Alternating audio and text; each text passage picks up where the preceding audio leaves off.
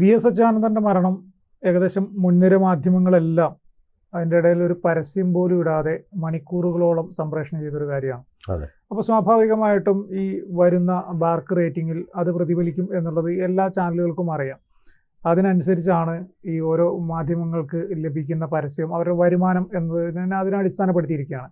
അപ്പോൾ നമുക്ക് ഒരു സംശയം, ഞാൻ പ്രതീക്ഷിച്ച ഒരു കാര്യം തന്നെയാണ് ഇപ്പോൾ ബാർക്ക് റേറ്റിംഗിൽ വന്നത്. റിപ്പോർട്ടർ മുന്നിലെത്തിയിരിക്കുന്നത്. പക്ഷേ മുന്നിലെത്തിയിരിക്കുന്നു എന്ന് പറഞ്ഞു കഴിഞ്ഞാൽ കാലങ്ങളായിട്ട് 1-ാം നമ്പർ കൈവശം വെച്ചിരുന്ന ഏഷ്യാനെറ്റിനേക്കാൾ ബഹുദൂരം മുന്നിൽ എന്നുള്ളതാണ് വസ്തുത. ഈ പത്രങ്ങളുടെ റേറ്റിംഗ് പോലെ പറയുമ്പോൾ മനോരമ അതിൻ്റെ തൊട്ട് പിറകിലുള്ള പത്രത്തേക്കാൾ ബഹുദൂരം മുന്നിൽ എന്ന് പറയുന്ന പോലുള്ള ഒരു നേട്ടമാണ് റിപ്പോർട്ടർ സ്വന്തമാക്കിയിരിക്കുന്നത്.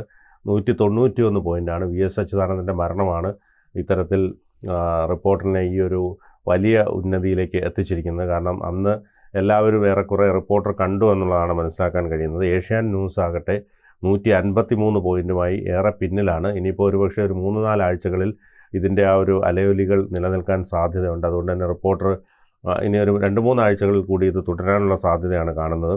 കൂടുതൽ വാർത്തകളും വിശേഷങ്ങളും നിങ്ങളിലേക്ക് എത്താൻ ABC മലയാളം സബ്സ്ക്രൈബ് ചെയ്യുക, ബെൽ ബട്ടണും അമർത്തുക.